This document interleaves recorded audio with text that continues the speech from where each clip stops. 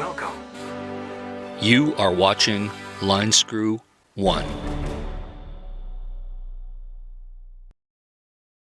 Well, hello tubers. Today I'm coming to you from downtown Whitehorse, Yukon, the capital of the Yukon, here in the land of the midnight sun. And we are on Main Street. This is the center hub, so to speak, of the town. The big metropolis of the north, with the famous Whitehorse and Yukon route building, which actually doesn't have the train come here anymore. But it's fascinating to be back again. And the weather's pretty good. It's later in the day, so it's a little cloudy, but we've had really good weather. And I grew up here in this town, so I'm gonna walk you through a few things as we walk up Main Street, and I'll talk about growing up Yukon. Because growing up Yukon, it's not like, you know, many of you in my audience, you know, you grew up in Chicago, you grew up in Southern California, you grew up in Florida, you grew up in New York. Millions upon millions of you grew up in those places. It was a very small number of us that grew up here in the 60s and 70s. Very, very small number. But it was still interesting. My parents built up one of the largest janitorial commercial businesses in Whitehorse at the time. And so they didn't clean houses, they cleaned buildings and businesses after they closed. And many of the buildings here in the Yukon that are still standing, my parents had contracts to clean. And as a kid, I would tag along. I remember the Brady Bunch was on at 4:30 after school, and at 5 o'clock when all the businesses were closing, they'd jump in the truck and we would service all the contracts of all the businesses. And we're talking drugstores, you know, oil and gas buildings, grocery stores, things like that. You get the idea. And one of the buildings has been there forever. This Horwoods, the sign still there, the Horwood building, it used to have a grocery store in the back. It's quite a big building, and in the front was a it was like a department store, clothing store, things like that. And it was really creepy at night. Now, of course, it's been divided into many smaller businesses, and I can't believe the building is still standing, because it's a very old building. Same with, this is actually where I'm staying. This is actually a nice place. It doesn't look it, but it's really one of the nicest places in the Yukon. It's been completely redone from the exterior. The Edgewater Hotel, it don't look like much, but I've got a suite, and you'll get a tour of it later. It's huge. It's an apartment. There's only, I think, 2 of those apartment type suites, and they're quite expensive, especially in the tourist season. And so if you need a place to stay in Whitehorse, stay at the Edgewater, but there's no elevator, so you gotta walk up the stairs. So just saying. And there used to be this restaurant at the Edgewater in the basement called The Cellar. My grandparents had their 25th anniversary dinner there, and I remember it was a big deal. It was like an expensive steakhouse. The Cellar is no longer there. I think it closed 10 years ago, but Belly of the Bison is there now, but it's right on the main floor, not in the basement. So anyway, let's walk up the Main Street of Whitehorse here, and I'll give you some stories about growing up in Whitehorse and the buildings that are here and the ones that are gone and things like that. But yeah, it was kind of cool growing up in the 70s here. Now this is another cool business. Wasn't here when I was, but Dirty Northern. Love the name, Dirty Northern. I mean, if you got a restaurant or a bar, Dirty Northern. Excellent name. I love it when people come up with an unusual name. Now, you do have to pay for parking here in Whitehorse. They have parking meters. It's like you're down south. But the city is hungry for money. But I'm going to give you a little tip. If you present an out of Yukon driver's license and you go to the tourism office, it's a couple blocks that way. You can get a parking pass for 3 days, and you leave this parking pass up on your dash, and you can park for 3 days anywhere for free, including on Main Street. That's a pretty good deal. So we're on it's actually traffic jam time. This is where everybody gets off work around 5 o'clock. Even though the sun, even at this time, is up till past 10. By the time June, it'll be up past midnight. Buses. This is the metropolis of the north here. And you can tell the most important businesses are banks. Bank of Montreal behind me, CIBC over there, Toronto Dominion on the other side. Banking is very important. Oh, the crosswalk even talks here. Pretty cool. So we're gonna make our way up Main Street once the light changes. And we'll talk about some of the other interesting businesses here. Okay, there we go.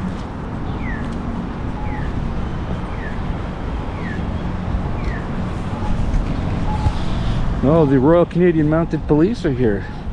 I wonder what the oinkers are doing. Somebody shoplifting? And as you'll know, we got cannabis stores because cannabis is legal everywhere in Canada. Hello, puppy. Hello. You're a good boy. Good boy, good girl. Are you a boy, girl? I don't know. You're friendly. Friendly Yukon dog. Max Fireweed Books. I have bought some books there. That's been there a long time. If you want to get some interesting Klondike books, because we are on the road to the Klondike here in southern Yukon. Oh wow, I didn't know they got a Japanese kitchen and bar. Midnight Sun Emporium. Oh, this looks like a tourist trinket shop. Yeah, like when you think Yukon, you don't think Lunch Bucket from Pink Floyd, but I guess it's commercial kitsch. But you can get a Yukon t-shirt and some Cuban cigars. Cuban cigars, wonderful. Now, Murdoch's jewelry. I have bought jewelry there. My parents have bought jewelry there. Murdoch's has been here for decades. Let's see what they got in the window.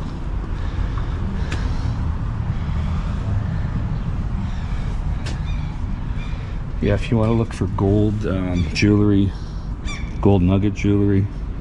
I even remember buying some gold nugget jewelry for my ex-wife here when we came here on a trip. Yes, Murdoch's. It's been here for decades. I don't know when it opened, the 40s, 50s. Yeah, it's a must-stop place. In fact, I bought my retirement Yukon ring here, and they were so cool. I literally went on Twitter the moment I bought it. I think I paid $700 for it. This is in 2016 when I retired, and I tweeted Murdoch's, and they tweeted back immediately. And this is in the Yukon in 2016, and they were so cool. They tweeted right back and thanked me for my business. Oh, and they gave me a bunch of these bonus bucks where I could redeem my purchase. Gave me enough bonus bucks that I could go to Max Fireweed there and get a free t-shirt, which is pretty cool. Oh, this obviously a restaurant I've never been to. It's got a takeout window right there. That's pretty cool. Now, there used to be a Rexall drugstore right here, and we had a contract to clean it. It's now Shoppers Drug Mart. Big chain. It's a big building. But the thing about having the keys to businesses like a drugstore, there was no Sunday shopping back in the 70s here. And if you needed something desperate, like medication for your kid, you know, like not prescription meds, but like, you know, children's Tylenol, or your wife needed tampons, or you couldn't get it because it was not available. But we had the keys to the actual store, so often we could buy things or buy things for friends, and we would just leave a note and the cash in the till, and they trusted us because we cleaned the store.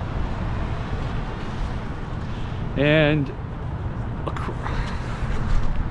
across the street, we had a contract to clean several of the businesses in that building too. That building doesn't look that old, but trust me, it is. It was built, I think, in the early 70s.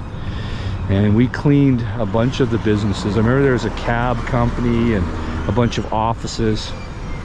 And I remember the offices, it was easy work for as a kid. I would just empty the ashtrays because everybody smoked back then, empty the trash cans, and then run a vacuum over the carpets or sweep the floor. But I remember doing that. Same with the actual drugstore, which used to be where the Shoppers is. And that's where I got my G.I. Joe with the Kung Fu grip, and the remember the $6 Million Man doll, which was really, it's a big collectible now. I remember they imported a bunch of them for Christmas, and they were selling there. And every night when I was working at the drugstore helping my parents clean it, I would see it, and I dropped the hint. I want the $6 Million Man doll, and I did get it. It's a shame I don't have it with the box, because it would be worth an arm and a leg. Now this wasn't here. They didn't, of course, this building wasn't here, nor was that. So it's kind of interesting how they put a walkway so you don't have to freeze your ass when you walk across the street.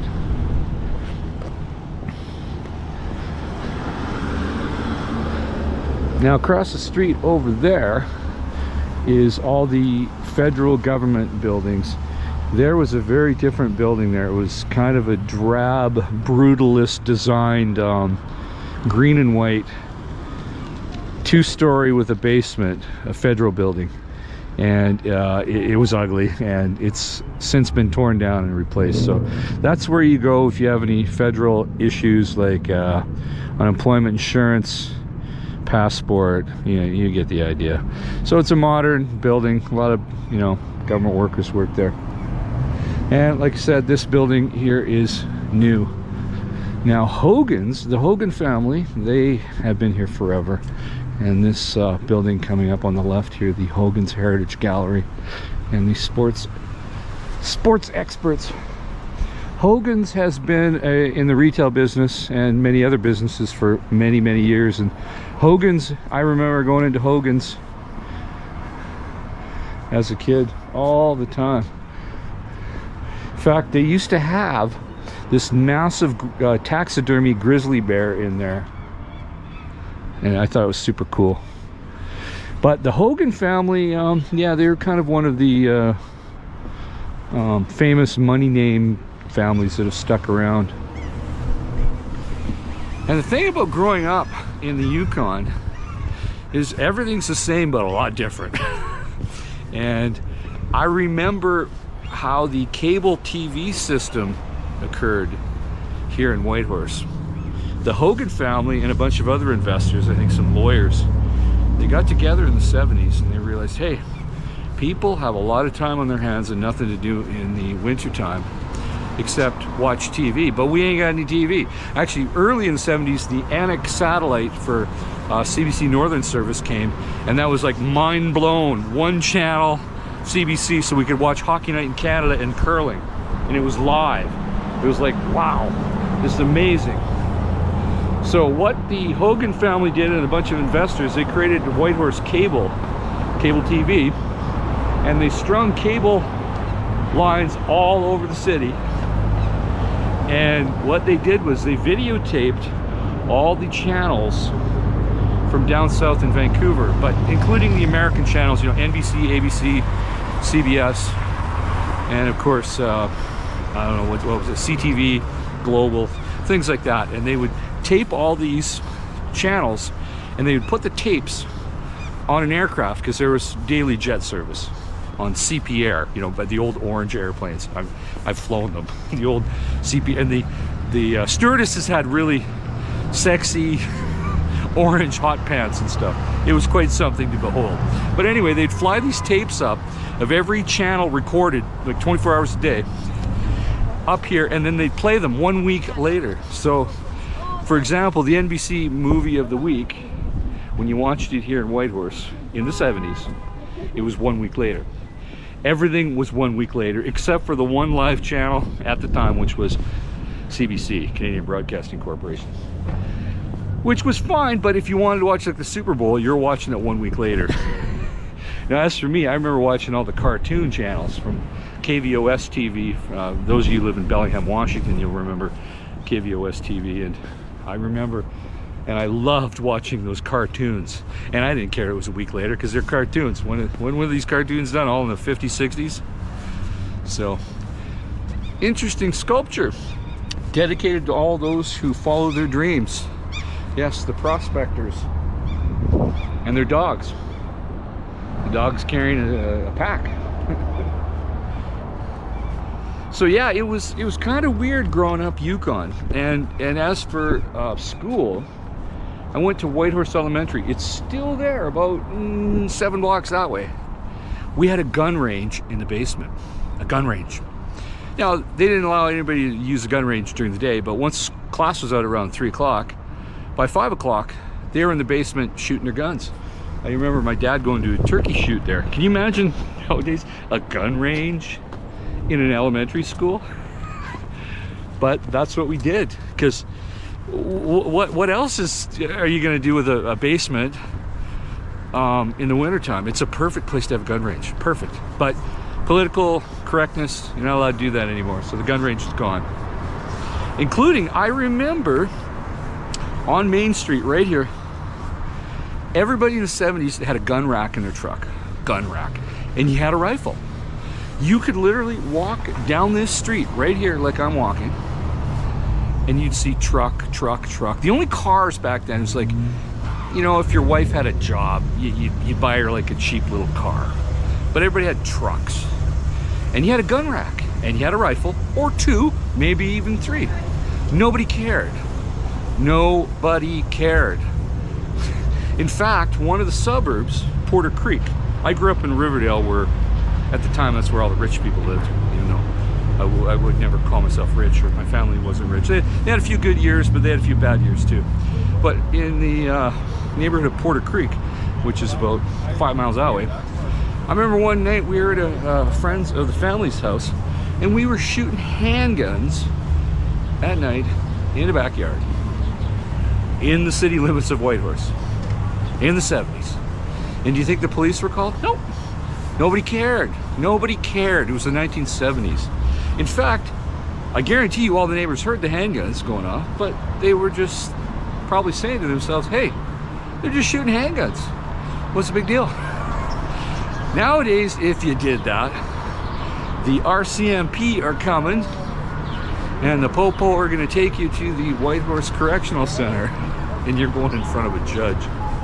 But anyway, that's how the world has changed.